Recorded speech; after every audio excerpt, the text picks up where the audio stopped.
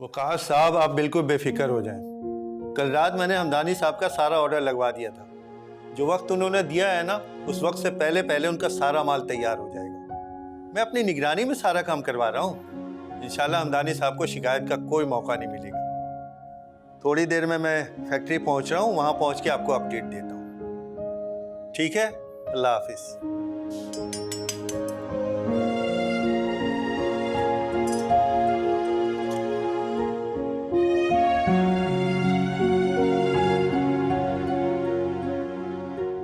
निम्रा बेटा, मुझे देर हो रही है।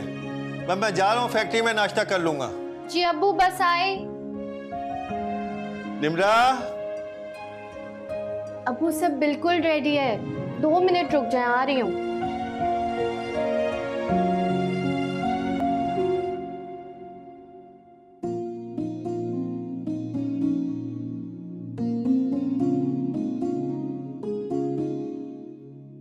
अम्मी प्लीज जल्दी से नाश्ता ला दे, बहुत भूख लग रही है। ला रही हूँ।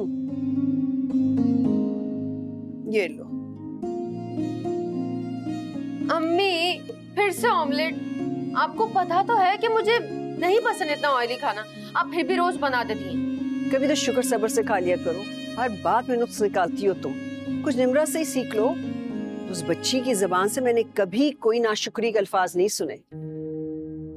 अम्मी प्लीज आप ना अपने भांजी के गुण गाना बंद कर दें। जाके मुझे अच्छा सा नाश्ता ला के दे, ये मैं नहीं खाऊंगी, बहुत ऑयली है ये। देखो मदिया, अपनी सारी ख्वाहिशात ना तुम शादी के बाद पूरी कर लेना।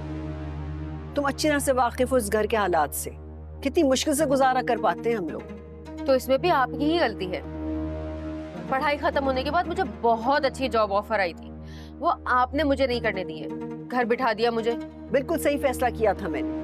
तुम खामखा नौकरी करके खुद को हलकान करती, और मैंने जो तुम्हारे लिए सोच रखा है ना, मैं वही करके रहूंगी। तुम देखना, ऐसे अमीर कबीर घराने में तुम्हारा रिश्ता कराऊंगी कि तुम सारी जिंदगी ऐश से रहोगी वहां। एक तो पता नहीं आपकी ये ख्वाहिश कब पूरी हुई। बहुत जल्द होगी, तुम बस देखती जाओ। चलो अब नाश्ता कर लो। मम्मी ये बहुत ऑयली। चलो चलो करो।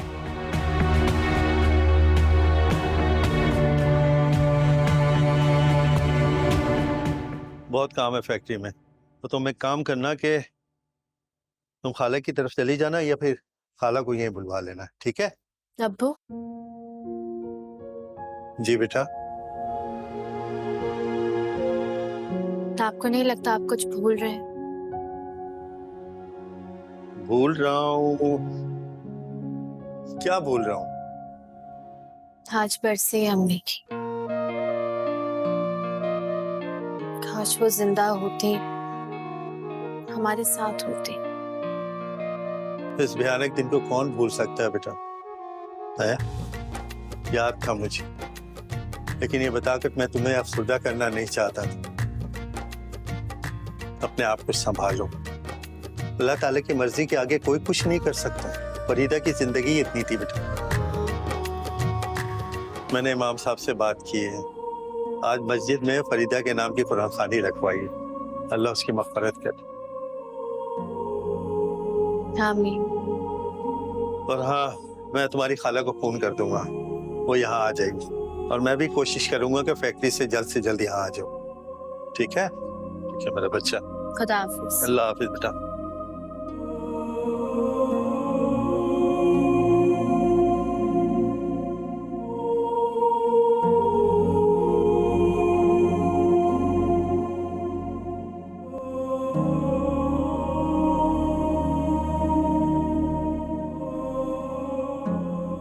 मधिया बेटा। जी अम्मी। चलो मेरे साथ चलो। किधर? अरे अभी अभी शम्स भाई की कॉल आई थी, फरीदा की बरसी है। मैं तो बिल्कुल भूल ही गई थी। बड़ी मुश्किल से बात को संभाला है, और वो जो निम्रा है ना, घर पर अकेली और फरीदा को याद करके रो रही है। चलो।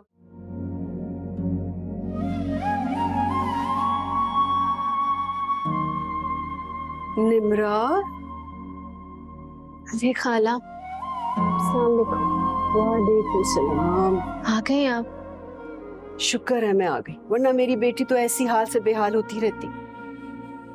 चलो बैठो, खुद को संभालो बेटा, मत रो। तुम्हें पता है मुझे बहुत तकलीफ होती तुम इस तरह देख।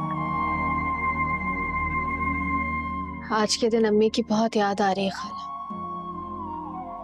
समझ नहीं आता कि अल्लाह ने उन्हें मुझसे क्यों इतना दूर कर दिया, फिर इस दुनिया में मुझे तन्हा छोड़ दिया।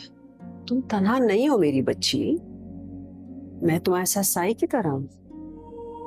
बस अब मुझसे वादा करो कभी भी अपने आप को अकेला नहीं महसूस करो। अम्मी, आप तो निम्रा का दिल और खराब कर रही हैं। हम तो यहाँ इसे खाला की यादों से भुलाने के लिए आए थे ना।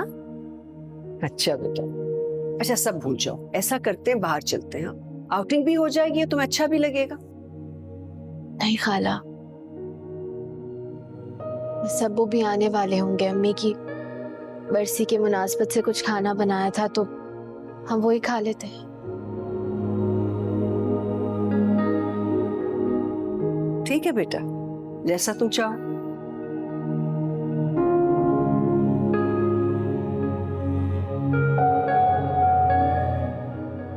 फैक्ट्री की मसरूफियात रोज बरोज बढ़ती चली जा रही। मुझे लगता है कि रोजाना आने में इसी तरह से देर हो जाए करेगी। इससे पहले मैं चाहता हूँ कि निम्रा की शादी कर दूँ, जितनी जल्द हो सके उसके फर्ज से सुबुकदोश हो जाऊं। एक लड़का है मेरी नजर में। लड़का? कौन सा लड़का? हमदानी साहब का बेटा अरसलान जर्मनी में रहता है, गाड़ियों का अपना शोरूम है। अगर हमारी बेटी निम्रा की शादी उसके साथ हो गई ना तो मेरी बेटी जिंदगी पर राज करेगी। शम्स ने तुमसे बात की?